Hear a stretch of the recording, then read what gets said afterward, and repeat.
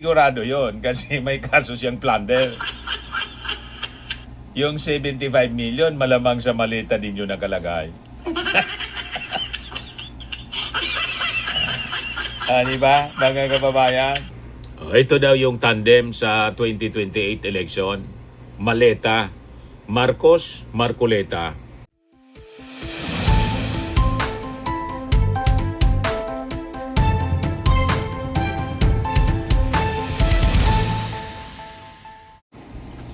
Hello po, mga kababayan. Dito tayo sa ating dito tayo sa ating masayang channel, Laugh Trip Ngani. Di yung mga kwentuhan niya Mr. Maravillas na masasaya. Ito si Larry Gadon.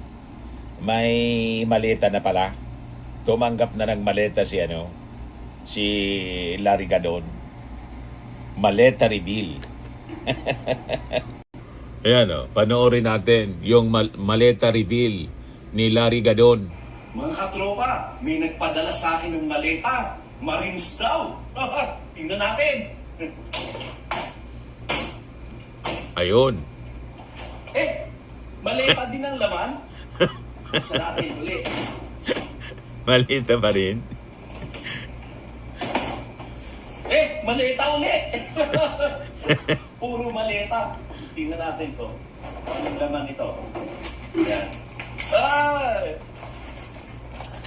Mary Grace.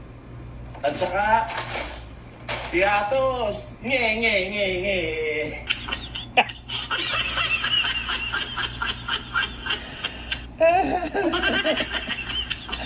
Ang akala ni Larry Gadon, naka-jackpot na siya. Yun pala, Mary Grace Piatos lang.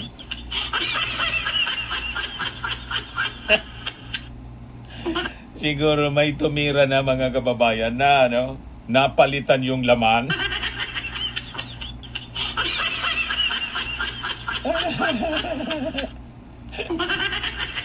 Parang yung baluta mga kababayan pag eleksyon, baka balot switching nangyari, pera piatos switching.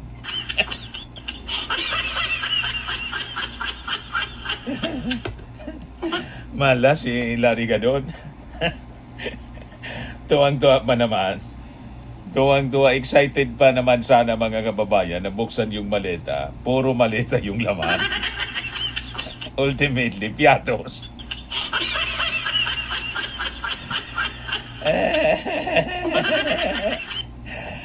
Talaga niya, Mr. Maravillas, kung ano-ano na lang. Ito talaga ang nakamaleta. Sabi dito, there's no Marcoleta without maleta. Ayan post mga kababayan ni Oh My B News. There's no Marcoleta without maleta.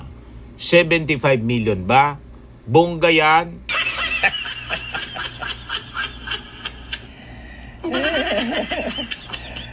Di ba? Yan sigurado yon kasi may kaso siyang plunder. Yung 75 million, malamang sa maleta din yun nakalagay. Di ba, mga kababayan? Ito daw yung tandem sa 2028 election. Maleta.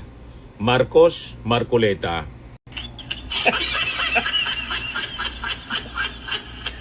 Kaya pala pinauso nila yung maleta mga kababayan kasi yung tatakbo, Marcos Marcoleta pag na-impeach si Sara.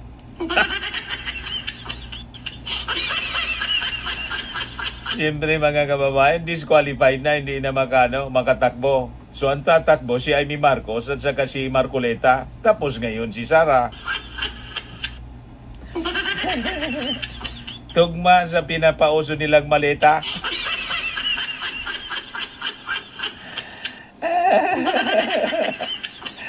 Di ba? Mga kababayan. Ito, may tatlong maleta mga kababayan. At kasama sa isang maleta, si Digong. Sabi ni Joseph Conde, hindi pala si Digong. Ito kapatid niya, si Digolom, may precious maleta.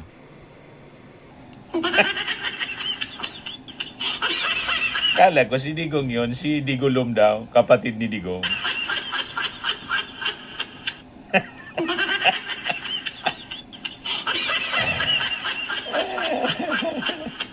Kung ano-ano na lang yung ginagawa ng ating mga netizens po para lang pagkatuwaan yung malita.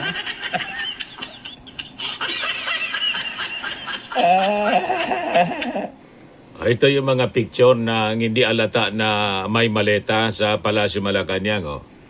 Sabi dito, pag nasa palasyo, si Digong, tuyo lang po ang ulam. Ito, pag nasa bahay, litson, kumita na sa Build program, bagong halal na presidente. Pag nasa bahay, litson, pag nasa palasyo, tuyo. Para hindi po alata na kumita.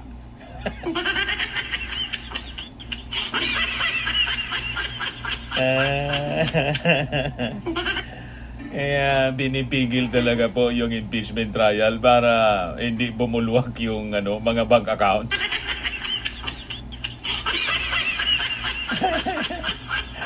Diba, mga kababayan? Masisira yung narrative na simpleng tao lang.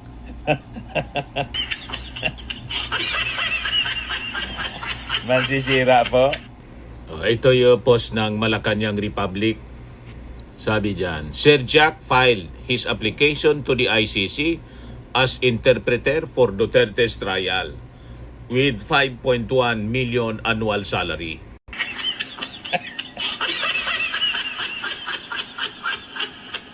Lalo niyan mga kababayan hindi maintindihan yung sinasabi ng korte.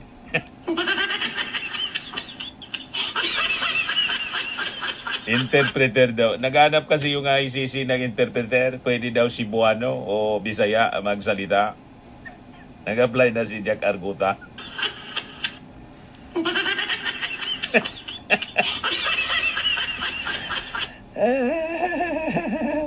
Ganyan niya Mr. Maravillas.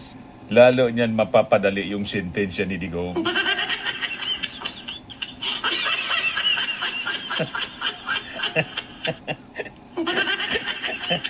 Diba? Hindi na talaga makakawi pa ganyan si Digong. Ito, post ng Chismoso. Sabi dito, Jack Arguta handa maging vice presidente ni BP Sara kung kinakailangan.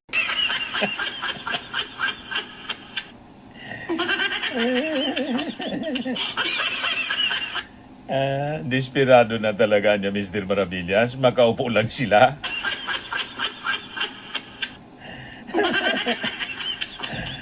Di ba? Mga kababayan. Yes, sabi ni Lia Lagarile, lalo na tayong hindi magkakaintindihan yan. Sabi ni One Movement Incorporated Cavite, lalo nang nagkandalit-silit ang Pilipinas.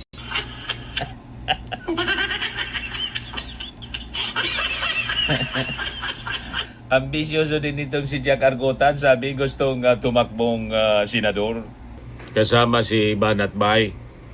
Sabi dito ni Brosas Magdalo, ito daw yung panlaban nila for senators.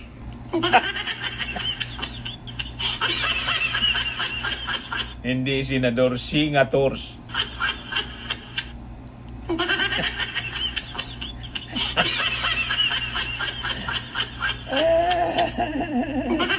Ito yung bagong FB president, si Alan Peter Cayetano. Sabi dito sa post, FB Facebook Live 20, Senate Session 8, Press Conference 3. Tama lang pala talaga niya Mr. Maravillas na ginawa siyang FB President. Mas marami yung FB Live kaysa sa sesyon. Ayan na nga po. Ito post ni Eric Cabahog. Sabi dito, Sara nakabakasyon uli with pay. Si Bato, AWOL pa rin with pay.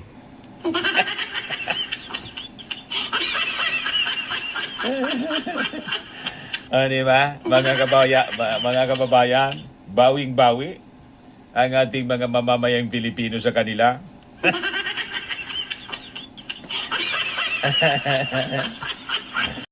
Ito yung sinabi ni Marcoleta doon sa Blue Ribbon investigation nila. Kinote niya yung Kawikaan 28:1. Sabi ni Marcoleta, ang masama ay tumatakas ng walang taong humahabol. Ngunit ang matuwid ay matapang na parang leon. Malinaw niya Mr. Maravillas na patama kay bato.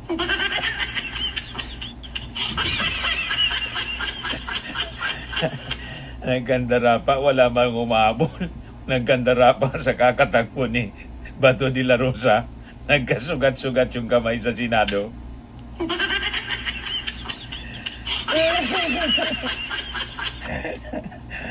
Tinatamaan ni Marcoleta doon sa sa kanyang bersikulo.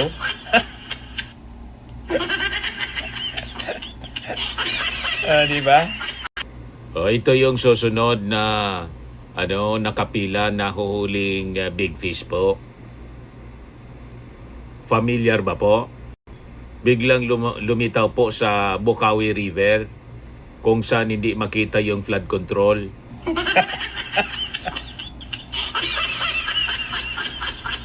Ang balita, mangingibang channel na.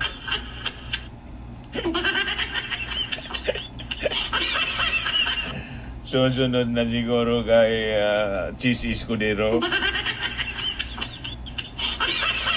So siya yung isusunod mga kababayan na iakusa na tumanggap ng maleta.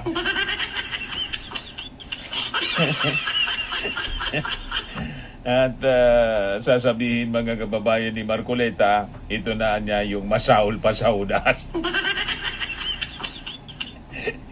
Inudas yung mga udas. Ay, naku po. Ayan lang po mga kababayan yung ating mga laugh trip ngayon. Kung napasaya kayo ng ating episode ngayon, click subscribe po ninyo. Ay, i-share ninyo sa inyong mga kaibigan at kakilala para naman po pati sila sumaya. Ayos!